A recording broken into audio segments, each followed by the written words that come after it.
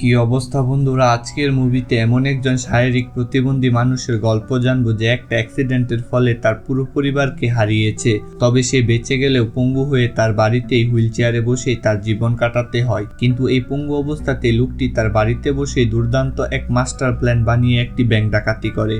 এক রাতের মধ্যে সে কোটিপতি হয়ে যায়। মুভিটা এতটাই দুর্দান্ত যে এটি দেখার পরে আপনি ভাবতে অবাক হবেন যে একটি পঙ্গু লোকের দ্বারা এতটা মাস্টার প্ল্যান করে এই ব্যাংক ডাকাতি সাকসেস করা কিভাবে সম্ভব। তাহলে চলুন আর বেশি কথা না বাড়িয়ে মুভি শুরু করা যাক। মুভি শুরুতে আমরা জোকেন নামের একজন লোককে দেখতে পাই। সে পেশায় একজন কম্পিউটার ইঞ্জিনিয়ার। জোকেন বিশাল বড় এক পুরনো বাড়িতে একাই বসবাস করে। এই বাড়ির প্রতিটি জায়গায় তার পরিবারের স্মৃতি জড়িয়ে আছে। জোকেনের স্ত্রী ও কন্যা একটি গাড়ি অ্যাক্সিডেন্টে মারা গিয়েছিল। ওই একই অ্যাক্সিডেন্টে সে নিজের চলাচলের ক্ষমতা হারিয়েছে। তার পায়ের নিচের অংশ প্যারালাইজড হয়ে গেছে। এখন হুইল চেয়ারেই তার একমাত্র ভরসা। জোকেনের একটি কুকুর আছে যার নাম ক্যাসি। ক্যাসি অনেক দিন ধরে অসুস্থ। জোকেন ডাক্তারের সাথে কথা বলে জানতে পারে ক্যাসি আর সুস্থ হবে না, আর যদি সুস্থ হয় তবে সেই চিকিৎসা অনেক ব্যয়বহুল। জোকেন বুঝে যায় ক্যাসির চিকিৎসা করানো তার সামর্থ্যের বাইরে চলে গেছে, কিন্তু প্রিয় কুকুরটাকে এভাবে কষ্ট পাওয়া সে আর দেখতে পারছে না। জোকেন ইন্টারনেটে সার্চ করে এক ধরনের বিষ আনায়। সেই বিষ কেসির বিস্কুটে মিশিয়ে রাখে। যখন সে উপযুক্ত সময় মনে করবে বিস্কুটগুলো কেসিকে খাইয়ে দিবে, এতে ক্যাসি যন্ত্রণাহীন মৃত্যু পাবে। জোকেন দিনের বেশিরভাগ সময় বাড়ির বেসমেন্টে কাটাতো। একদিন জোকেন লক্ষ্য করে তার পাশের বাড়ির একটি বেসমেন্ট থেকে কিছু অস্পষ্ট শব্দ ভেসে আসছে। সে দেয়ালে কান লাগিয়ে অপর পাশের কথাবার্তা শোনার চেষ্টা করে। যদিও কথা তেমন স্পষ্ট বোঝা যাচ্ছিল না, তবে সে এটা শুনতে পায় যে তার উপর নজরদারি করা হচ্ছে। তারা এটাও জানে যে জোকেন প্যারালাইজড এবং খুব একটি চলাফেরা করতে পারে না। ওই দিনের মতো লোকগুলো সেখান থেকে চলে গেলে সে একটি স্টেথোস্কোপ দেয়ালে লাগিয়ে কম্পিউটারের সাথে কানেক্ট করে দেয়, যেন দেয়ালের ওই পাশের কথাবার্তা কম্পিউটারে রেকর্ড হয়ে যায়। পরের দিন জোকেন পাশের বাড়ির বেসমেন্টে হওয়া কথাবার্তা শোনার চেষ্টা করে, কিন্তু কথাগুলো এতটাই অস্পষ্ট যা সে কিছুতেই বুঝতে পারছিল না। তবে এবার সে দেয়ালে ছোট্ট একটা ফুটো করে তাতে একটি মিনি ক্যামেরা লাগিয়ে দেয়। এতে দেয়ালের ওই পাশের কথাবার্তা তো শুনতে পাবে, একই সাথে দেখতেও পারবে যে ওখানে কে বা কারা আছে এবং কি করছে। সিন শিফট হলে আমরা দেখতে পাই বার্থা নামের এক মহিলা জোকেনের বাড়ির দোতলায় একটি রুম ভাড়া নিতে এসেছে। বার্থার একটি মেয়ে আছে যার নাম ব্যাটি। ব্যাটি সবসময় চুপচাপ থাকে আর বিভিন্ন জায়গায় লুকিয়ে থাকে। ব্যাটি বোবা নয়, তবে 2 বছর আগে হঠাৎ করে নিজে থেকেই সে কথা বলা বন্ধ করে দিয়েছে। সে কেন এমনটা করেছে এর পেছনে বিশাল এক কারণ আছে, যা আমরা মুভির আরো গভীরে গিয়ে জানতে পারবো। এদিকে বার্তা সবসময় জোকেনের সাথে ফ্রিলি কথা বলার চেষ্টা করতো। ধীরে ধীরে জোকেনও তার সাথে মিশতে থাকে। এরপরে দেখা যায় জোকেন বেসমেন্টে গিয়ে পাশের বেসমেন্টে লোকগুলো কি করছে তা দেখার চেষ্টা করে। সে দেখতে পায় লোকগুলো একটা গর্ত খুঁড়ছে। তারা মূলত একটি ব্যাংক ডাকাতি করার পরিকল্পনা করছে। কাজটি করার জন্য তারা ক্রিসমাসের রাতকে বেছে নিয়েছে। এই গ্রুপটার লিডার হচ্ছে গ্যালি নামের একজন লোক। কিছুক্ষণ পরে জোকেন এমন কিছু দেখতে পায় যা তাকে চমকে উঠতে বাধ্য করে। সে দেখতে পায় বার্থা ওই ডাকাত দলের সাথে জড়িত, আর বার্থাকে জোকেনের বাড়িতে পাঠানো হয়েছে যেন জোকেনের উপর সে নজরদারি করতে পারে। বার্থা মূলত গেলির গার্লফ্রেন্ড ছিল। পরের দিন বার্থা বাজারে গেলে জোকেন বেটির সাথে বন্ধুত্ব করার চেষ্টা করে, কিন্তু বেটি একটি শব্দও বলে না। কিছুক্ষণ পরে জোকেন লক্ষ্য করে বেটি কেসির কানে কানে কিছু বলছে। সে কেসির কানে কি বলছে সেটা জোকেন জানার জন্য কৌতূহলী হয়ে উঠে। সে একটি মাইক্রো রেকর্ডার কেসির গলায় ঝুলিয়ে দেয়। পরের দিন সকালে জোকেন আবার বেসমেন্টে গিয়ে গ্যালি আর তার সঙ্গীদের কাজকর্ম ফলো করতে শুরু করে। তখন সে জানতে পারে যে টানেলটি খোদা হচ্ছে, তার সাহায্যে এখান থেকে সোজা ব্যাংকের ভল্ট পর্যন্ত যাওয়া যাবে। ভল্ট থেকে টাকাগুলো ওরা একটি হুইল কার্ডের সাহায্যে এক জায়গা থেকে অন্য জায়গায় ট্রান্সফার করবে। এমন সময় গ্যালি লক্ষ্য করে তার টিমের একজন চুপি চুপি কাউকে ব্যাংকের অ্যাড্রেস ফোনে জানিয়ে দিচ্ছে। গ্যালি ছেলেটাকে ডেকে এনে মারতে শুরু করে। এরপর ছেলেটিকে একটি টেবিলের উপর বেঁধে মুখের উপর কাপড় দিয়ে দেয়।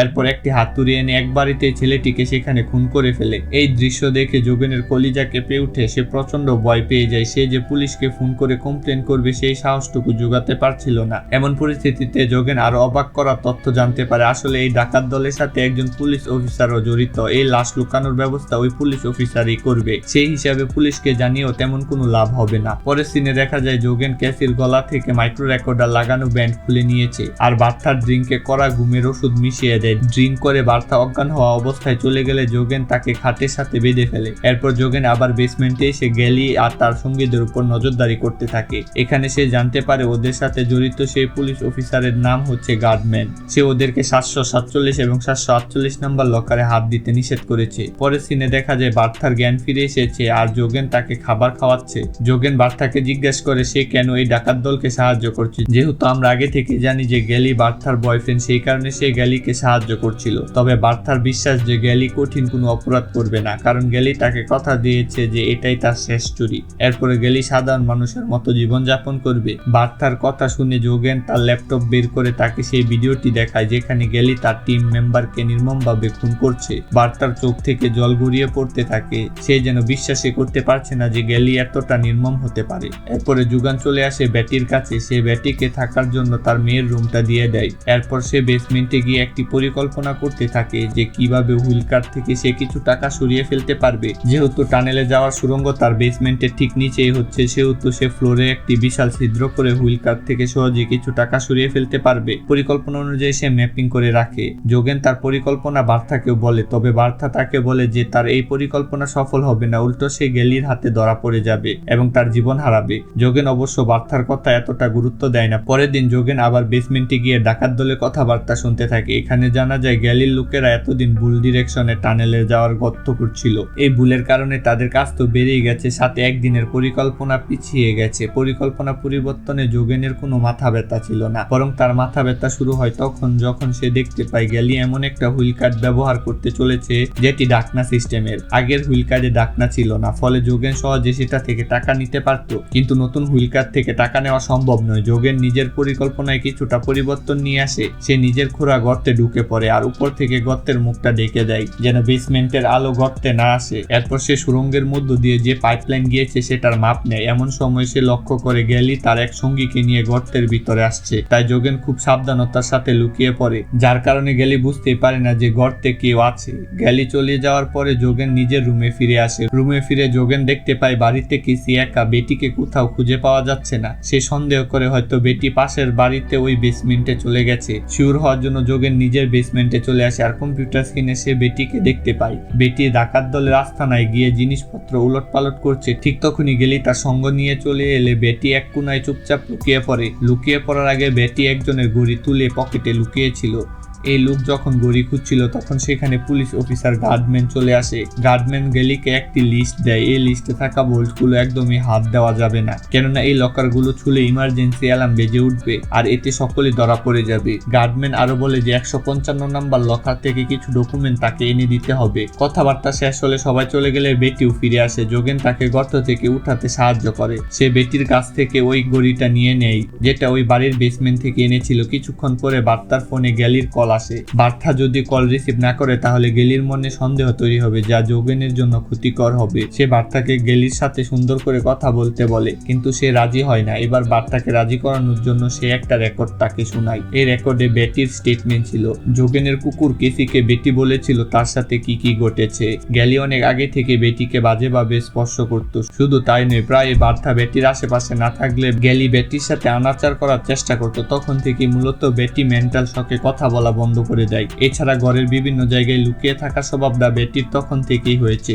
সে গ্যালির হাত থেকে নিজেকে বাঁচাতে লুকিয়ে থাকতো। সবকিছু জানার পরে গ্যালির উপর বার্থার প্রচন্ড ক্ষোভ এবং ঘৃণা তৈরি হয়। সে যোগেনকে সাহায্য করার জন্য রাজি হয়ে যায় আর গ্যালির সাথে সুন্দরভাবে কথা বলে যেন গ্যালি কিছু বুঝতে না পারে। এবার চলে আসে সেই কাঙ্ক্ষিত দিন, যেদিন ব্যাংক ডাকাতি করা হবে।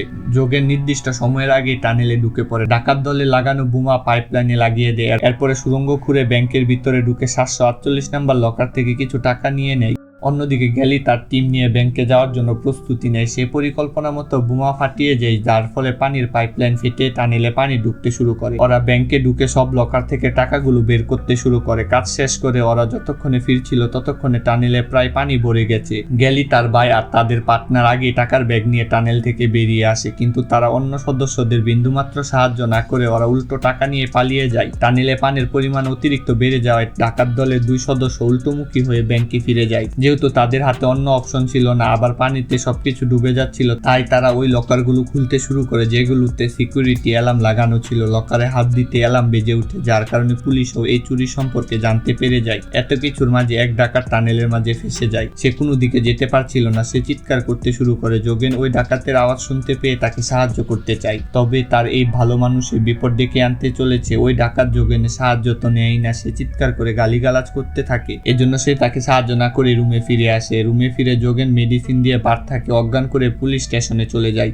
সে পুলিশকে জানায় হঠাৎ করেই তার বাড়ির বেসমেন্টে অনেক পানি ঢুকে গেছে। যোগেনের সাথে গার্ডম্যান এসে সবকিছু চেক করার জন্য, কিন্তু বেসমেন্টে অতিরিক্ত পানি থাকায় সে তেমন কিছু বুঝতে পারে না। যোগেন পুলিশের কাছে বার্তা ও বেটিকে নিজের স্ত্রী সন্তান হিসেবে পরিচয় দেয়। সার্চিং শেষ করে ফিরে যাওয়ার সময় গার্ডম্যান যোগেনের ফোন নাম্বার চাইলে সে নিজের নাম্বার না দিয়ে বার্তার ফোন নাম্বার দিয়ে দেয়। গার্ডম্যান চলে যাওয়ার পর গ্যালি পুলিশ অফিসার সেজে যোগেনের বাড়িতে আসে। গ্যালির মনে এমনিতেই সন্দেহ তৈরি হয়েছিল। যোগেন গ্যালিকে দেখে বুঝতে পারে কোথাও একটা ঝামেলা লেগে গেছে। সে গ্যালির মনে আর কোনো সন্দেহ তৈরির অপশন না দিয়ে চুপচাপ তাকে বাড়ির ভিতরে ঢুকতে দেয়। এরপর চুপিসারে গার্ডম্যানকে মেসেজ করে তার বাড়িতে আসতে বলে। এমন সময় আবার গার্ডম্যান গ্যালিকে ফোন করে 748 নাম্বার লকার খোলার জন্য গালিগালাজ করতে শুরু করে, কিন্তু গ্যালি পুরো কথা না শুনে গার্ডম্যানের কল কেটে দেয়। গ্যালি যোগেনকে সন্দেহের জেরে একের পর এক প্রশ্ন করতে থাকে। যোগেনও খুব সাবধানতার সাথে প্রশ্নের উত্তরগুলো দিয়ে যাচ্ছিল। সে আরো বলে সে আপাতত তার বাড়িতে সে একাই আছে, কিন্তু হঠাৎ সেখানে বেটি চলে আসে। গ্যালি বুঝতে পারে যে এতক্ষণ যাবৎ যোগেন সব মিথ্যা বলছিল।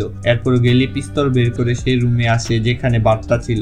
বার্তা তখন অজ্ঞান হয়ে আছে। গ্যালি যোগেনের কাছে ফিরে গিয়ে আবারও বিভিন্ন প্রশ্ন করতে শুরু করে। ইতিমধ্যে সেখানে গ্যালির ভাই ও পার্টনার চলে এসেছে। যোগেন নিজেকে বাঁচাতে একাধারে মিথ্যা কথা বলেই যাচ্ছিল, ফলে গ্যালি প্রচন্ড রেগে গিয়ে যোগেনের হুইল চেয়ারে লাথি মারে। যোগেন ফ্লোরে পড়ে গেলে গ্যালির ভাই ও পার্টনার যোগেনকে মারতে শুরু করে। ওই সময় বার্তার মোবাইলে গার্ডম্যান ফোন করে জানায় সে বাড়ির দরজায় দাঁড়িয়ে আছে। ফোন রিসিভ করে গ্যালি কোনো শব্দ করেনি, তাই গার্ডম্যানও বুঝতে পারেনি আসলে ফোনটা কে রিসিভ করেছে। কল কেটে গেলে গ্যালি দরজা খুলে গার্ডম্যানের কলার ধরে ভিতরে নিয়ে আসে। সে গার্ডম্যানকে প্রশ্ন করে যে বার্তার ফোন নাম্বার সে কোথায় পেয়েছে। স্বাভাবিকভাবেই গার্ডম্যান যোগেনের নাম বলে দেয়। এতে যোগেন আরো বিপদে পড়ে যায়। গ্যালি যোগেনকে চেপে ধরলে সে সব দোষ গ্যালির পার্টনারের উপর দিয়ে দেয়। এছাড়াও যোগেন আজ পর্যন্ত ক্যামেরা আর রেকর্ডিং এর মাধ্যমে গ্যালিদের যে সব কথা শুনেছে তার সবটা বলে দেয়, নিজেকে সত্য প্রমাণ করার জন্য আর গ্যালির পার্টনারকে ফাঁসানোর জন্য। যোগেন গ্যালিকে তার পার্টনারের ঘড়ি দেখায়। এটি সেই ঘড়ি যেটি বেটি চুরি করে নিয়ে এসেছিল, আর যোগেন সেটি নিজের কাছে রেখে দিয়েছিল। যোগেন আরো বলে বার্তাকে রুমের ভিতরে তার পার্টনারই অজ্ঞান করে রেখেছিল। যোগেনের কথাবার্তায় সেই পার্টনারের মাথা খারাপ হওয়ার দশা।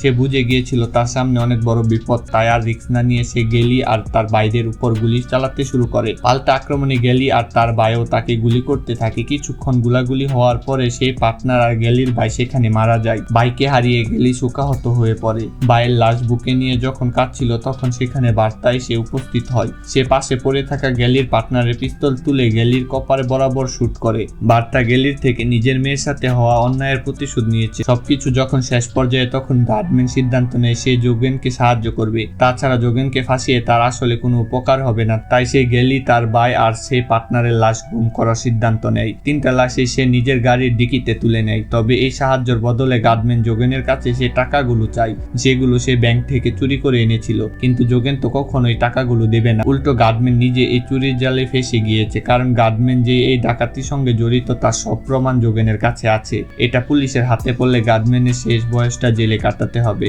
তাই গার্ডম্যান আর কথা বাড়ায় না। যেতে যেতে গার্ডম্যান একটা জার থেকে বিস্কুট নিয়ে খেতে শুরু করে। এগুলো সেই বিস্কুট ছিল যেগুলো কোনো এক সময় তার কুকুর কেসিকে খাওয়ানোর জন্য যোগেন বিষ মিশিয়ে রেখেছিল। শেষ পর্যায়ে দেখা যায় গার্ডম্যান গাড়ি চালানো অবস্থায় বিষক্রিয়ার কারণে মারা যায় আর তার গাড়ির নিয়ন্ত্রণ হারিয়ে অ্যাক্সিডেন্ট করে।